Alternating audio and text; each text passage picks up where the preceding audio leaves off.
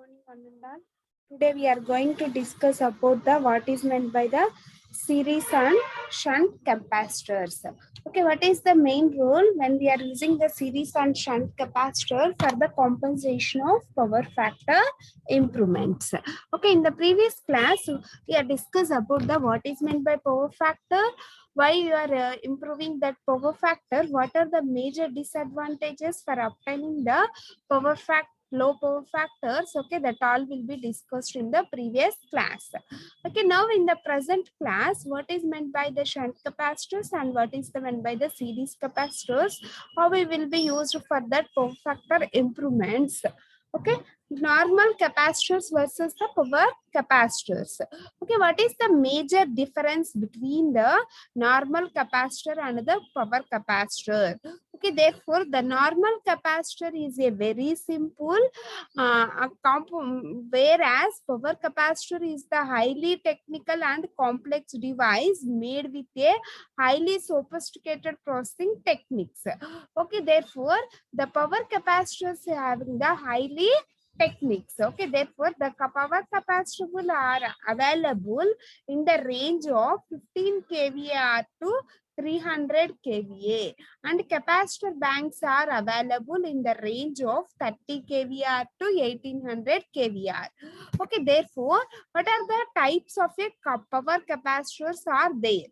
Okay, that is first one is the shunt capacitors and second one is the series capacitors. Okay, normal capacitors are the very simple unsophisticated components. Okay, therefore the power capacitors are the power capacitors is the highly technique and having the very sophisticated processing technique. Okay, therefore this is available in the range of 15 kVAr to 300 kVAr, and capacitor banks available in the range of 300 kVAr to 1800 kVAr. Okay, therefore, what are the types of capacitors are there? Okay, therefore, the power capacitors are the two types, shunt and the series capacitor. Okay, by using these power capacitors, we improve the power factor and also the regulation. Okay, understand me? By using these power capacitors, we improve the power factor and also the regulation. Okay, therefore, the fundamental function of capacitors, they are connected in shunt or the series and installed as the single unit as a bank. Okay, therefore, this will be connected as in the form of a bank, is to regulate the voltage and the reactive powers. Okay, next coming to the shunt capacitors. Okay, therefore, the capacitors connected in parallel with the lines. Therefore, the capacitors are connected in parallel with the lines and is known as the shunt capacitors. Okay, therefore, these are used extensively in the distribution systems. Okay, by the applications of shunt capacitors, the magnitudes of reactive power components of current can be reduced and therefore the power factor is improved. Therefore, the power factor is also improved. Okay, therefore, the voltage drop between the sending and receiving end will also be reduced, but the shunt capacitor do not affect the current and the power factors. Okay, these are the supplies required the amount.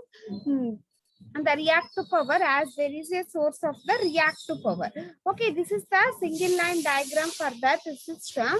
Okay, in this case, without shunt capacitor, okay, the feeder line without the shunt capacitors, and this is the diagram, equivalent circuit diagram for the shunt capacitors with the feeder line with the shunt capacitor. This is the shunt capacitor that will be connected in parallel to this line, feeder line. Okay, therefore, the figure shows the voltage drop without the shunt capacitor. Okay, what is the voltage drop without the shunt capacitor? Okay, in this feeder line, we are connecting the resistance and the reactance. Okay, there is a resistance and the reactance.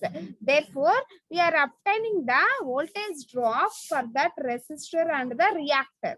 Therefore, what is the voltage equation for that resistor and the reactor? Okay, there is no shunt capacitor capacitance that will be connected. VD1 is equal to IR plus IXL. IR plus IXL. Okay, IR is the due to the resistance drop and IXL is the due to the reactance drop.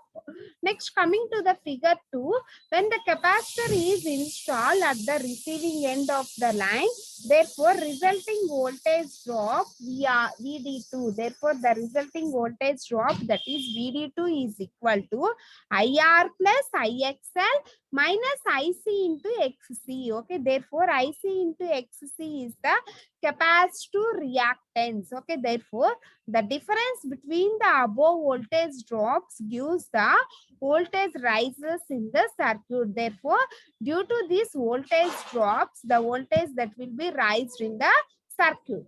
Therefore, the voltage rise due to the installation of shunt capacitors. Therefore, how much amount of the voltage that will be raised in the case of a shunt capacitors, that will be that is V rise is equal to VD1 minus VD2. Okay, this is the voltage and this is the voltage drop without shunt capacitance, and this is the voltage drop with shunt capacitance. Therefore, V rise is equal to IC into XC. Therefore, V rise is equal to the IC into XC. Okay, therefore, the effect of series capacitors. Okay, what is the effect of series capacitors? When we are connecting to the feeder line, okay, what is the changes that will be obtained? That is, the capacitors are connected in series with the line are known as the series capacitors. Therefore, in that line, in the feeder line, the capacitors are connected in series. Okay, but these series capacitors are used to vary the limited extent in the distribution systems. And then some problems are associated with the application of that series capacitors. Okay, when compared to the shunt capacitors, the series capacitors are obtain some problems. So additional requirements of operators are needed for resulting their problems, for resolving their problems. Okay, we are using the additional equipments when we are using the series compensation or the series capacitor in the feeder line. Why? Because means we are obtaining the some problems that will be associated with the series capacitors. Okay, that's why we are using the extra components. Therefore, the primary function of the series capacitor is to support the voltage drops caused by the inductor reactance, offering the opposite reactance. Therefore, sometimes the series capacitors are worked as the voltage regulators or the voltage boosters. Therefore, the series capacitors are known as the voltage regulators or the voltage boosters. Okay, this is the without series capacitor feeder line, and this is the with series capacitor feeder line. This is the capacitor drop, that is IJXC. Okay, therefore, this type of feeder line is called as the voltage regulators or the voltage boosters.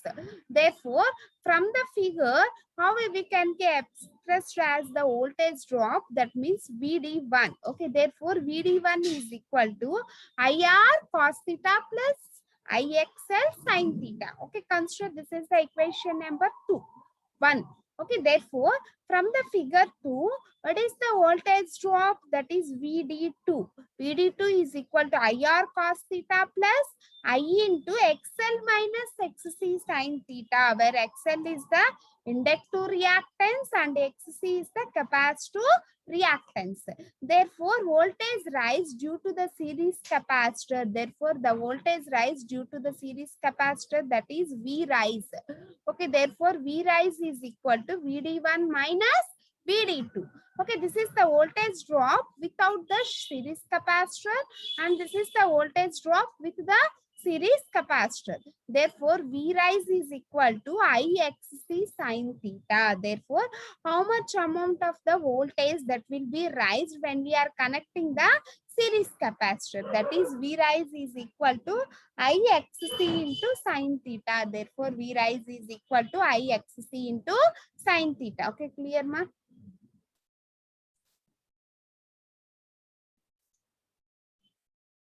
Therefore, the series capacitor size is selected for a distribution feeder applications, okay, in a such a way that the resultant capacitor reactance is similar than the react to reactance. Okay, in certain application, the reserve might be preferred. Okay, then the resultant voltage drop, that is VD, is equal to IR cos theta plus I into XC minus XL sin theta. Therefore, voltage drop is equal to the IR cos theta plus I into XC minus XL sin theta. Okay, therefore this condition is known as the overcompensation. Okay, this is the voltage drop when we are connecting the series capacitor in series to the line. Okay, this is the voltage drop formula when we are connecting the series capacitor in series to the line. Okay, therefore this is called as the overcompensation. Then it is called as the overcompensation. Therefore, the main advantage of switching capacitors is that these are the automatically provides required the amount of reactive power and stabilizations. Okay, therefore the power factor at required times as compared with the automatic switching mechanism, therefore it's having the electronic controllers.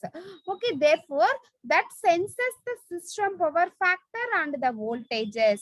Okay, this electronic control is programmed and worked accordingly to improve the system power factor. Okay, by using this electronic controller or the program controller, therefore the system power factor is improved. Okay, therefore this works cannot be done by the fixed capacitors, therefore which does not have any automatic control mechanisms. Okay, this is the main advantage of the switching capacitors or the over the fixed capacitors. Therefore, there is no need to turn the capacitors whenever there is a requirement and the turn off at the unwanted conditions, as they have automatic controlling mechanism. Okay, this is the automatic control mechanism. Some supervision should be required to turn on the turn off fixed capacitors.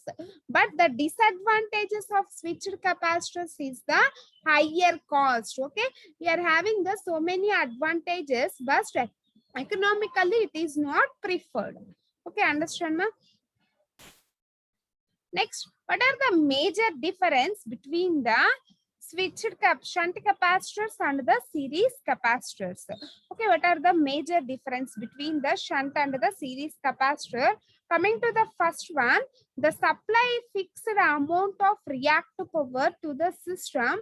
Therefore, its effect is the location towards the source in the system. Therefore, in the series capacitor, the compensation is mostly independent of the load current and it is affected from its the local towards the load end. Okay, therefore, second comparison is the improvement of the power factor by using these shunt capacitors and voltage profile improvement, and therefore the voltage profile is also improved, and therefore the KVA loading is decreases by providing the additional capacitance.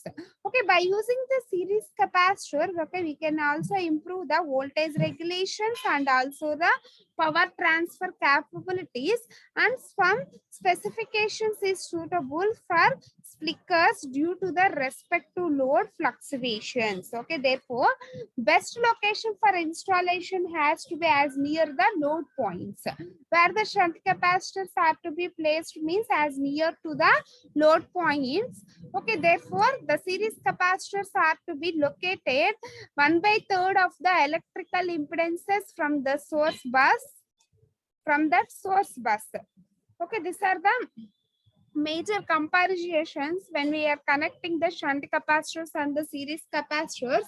Okay, when we are using the shunt capacitors, okay, we are series capacitor, we are obtaining the so many problems.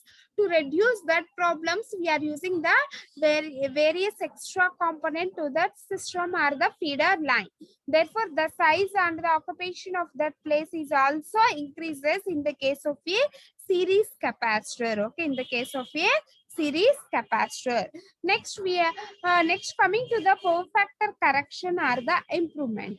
Okay, therefore some of the reasons for the low power factors are the transformers at the substations having the lagging power factors. Okay, we are connecting the transformers at the substations. Okay, therefore it having the lagging power factor because they draws the magnetizing current, because they draw the magnetizing currents, and industrial heating furnace have very low lagging power factors. Okay, therefore the arc lamps and the electric discharge lamps are operated at the low power factors. Okay, these are the major causes for that low power factors. Okay, therefore this is the power triangle. This is the active power, reactive power, active power, reactive power, and apparent power. Okay, therefore this cos theta is equal to P by S, where S is equal to square root of P square plus Q square, where S is equal to the square root of P square plus Q square. Then we write down the formula for cos theta. Okay, therefore what is the cos theta? Cos theta from this triangle, this is the angle, that is the theta. From this triangle, what is the cos theta? Cos theta is equal to P by adjacent side plus square root of adjacent side plus opposite square. P by S. Adjacent side by hypotenuse. Okay, therefore what is the hypotenuse? That is S. Okay, therefore S is equal to the square root of, therefore S is equal to the square root of P square plus Q square. Okay, therefore S is equal to the square root of P square plus Q square. This is the power triangle. From this power triangle, we write down the formula for that power factor, that is the cos theta. Okay, therefore cos theta is equal to P by square root of P square plus Q square.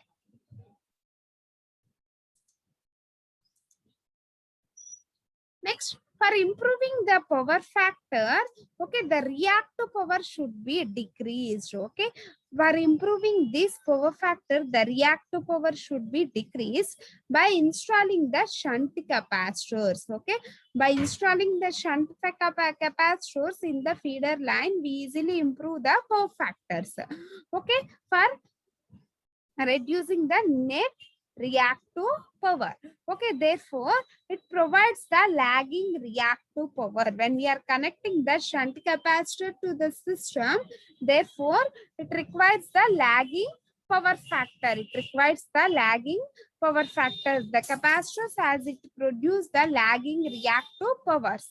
Okay, which is used to cancel the reactive power consumptions and make the net resultant reactive power is less. Okay, therefore this will be cancel that leading reactive powers, therefore net reactive power is reduced.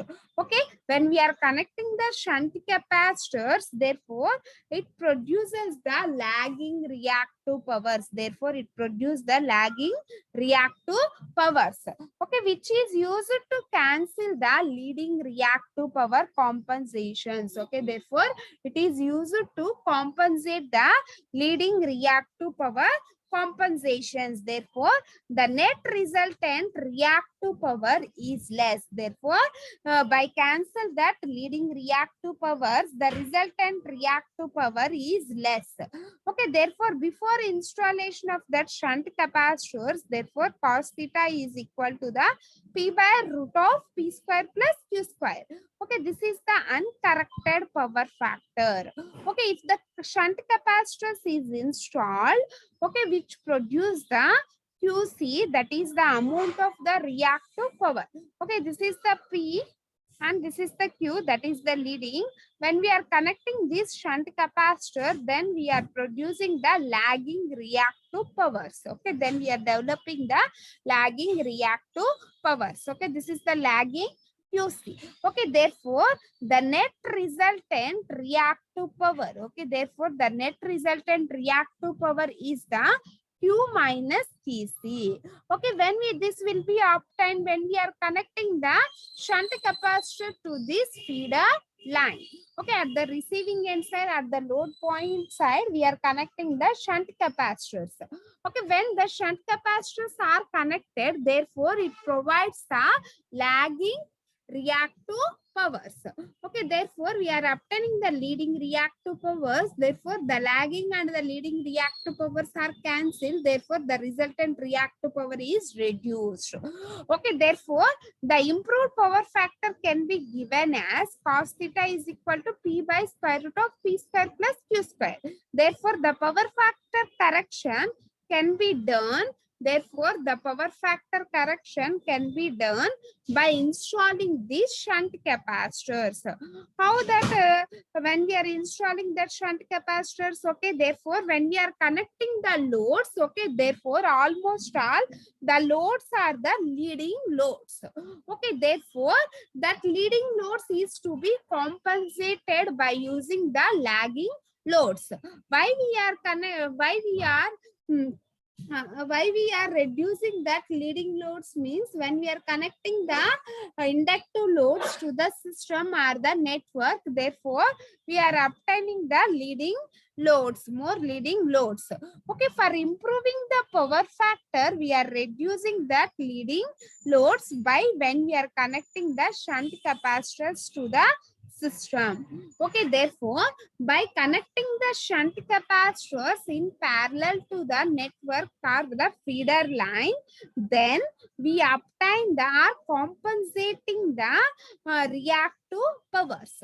Okay, how we are compensating that reactive powers? That means, okay, that will be injected to the lagging reactive powers to the system. Okay, we already there the leading reactive power, that is P square plus Q square. Q square is the leading reactive powers. Okay, that leading reactive powers is compensated by the lagging reactive powers. Okay, therefore this leading reactive powers are to be compensated for the lagging reactive powers. Okay, by compensation of that lagging reactive powers, therefore automatically the power factor is to be improved. How the power factor is to be improved? Therefore, what is the formula for that power factor? That is cos theta is equal to P by square root of P square plus Q square. When we are reducing this Q value, okay, when we are reducing the Q value, then automatically the cos 5 is improved. How it will be reduced? How it will be compensated? How we will be improve that power factor means that by connecting these shunt capacitors, okay, it having the lagging reactive powers. Okay, this lagging reactive powers is cancelled by using this leading reactive powers. Okay, therefore this leading and lagging reactive powers are cancelled. Then the net resultant reactive powers are to be reduced. Therefore, the net resultant reactive powers is reduced. The net resultant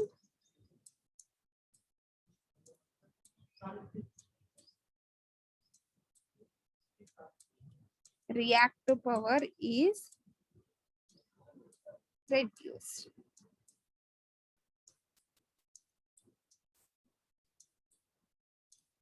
When we are connecting that shunt capacitor in parallel to the system, therefore the net resultant power is reduced. Then the power factor, that is the cos theta, is improved.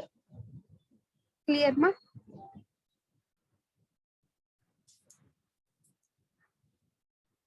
Okay, due to the power factor correction or the improvement, okay, due to the power factor correction or the improvement, the losses will be reduced. Okay, therefore the losses will be reduced. Then the power factor correction gives the economic saving to the distribution systems. When we are improving that power factor, therefore the economical savings for the distribution system is also improved. Okay, it gives the economical savings for that distribution system. Okay, therefore, what is the moderate power factor? That is the 0.8. Okay, when we are reducing that power factor, therefore, the customers or the consumers are pay the penalties for that reduced power factor. Okay, therefore, we are paying the more bill when compared to the normal ordinary average power factor bills. Okay, therefore, that's why or when we are having the good power factor or increased power factor, then the customers get the incentives for that bill. Okay, therefore, when we are setting the moderate power factors, then both the customers and the generating plants are to be satisfied for the moderate power factors. Okay, that's why we are using the various improving methods for the compensation of that power factors. Okay, now in this class, we are studying about the what is meant by the series capacitors and what is meant by the shunt capacitors. Okay, what are the major disadvantages are obtained when we are connecting the series capacitors, and what are the advantages when we are using that shunt capacitors and the series capacitors? How the power factors that will be improved by using that shunt capacitors and the series capacitors? Okay, that all will be discussed. Okay, that will be based upon this formula, that is based upon the power triangle formula, that is cos theta, that will be the power factor. Therefore, the power factor is equal to the P by square root of P square plus Q square.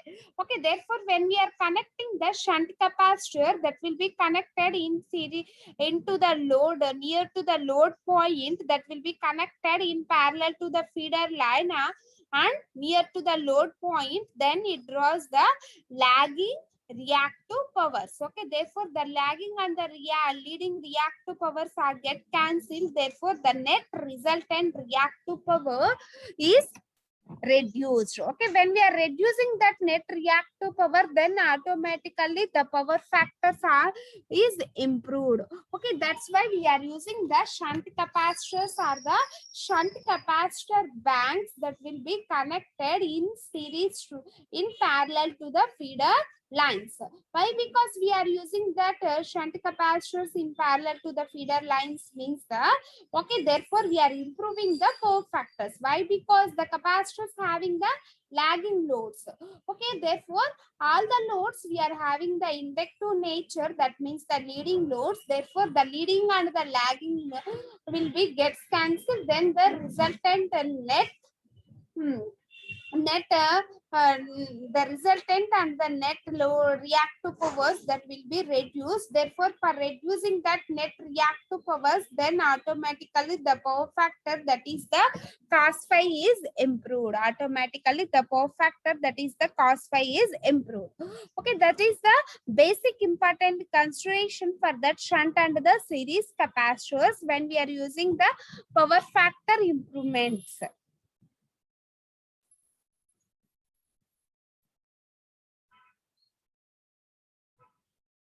Okay, thank you. We continue in the next class.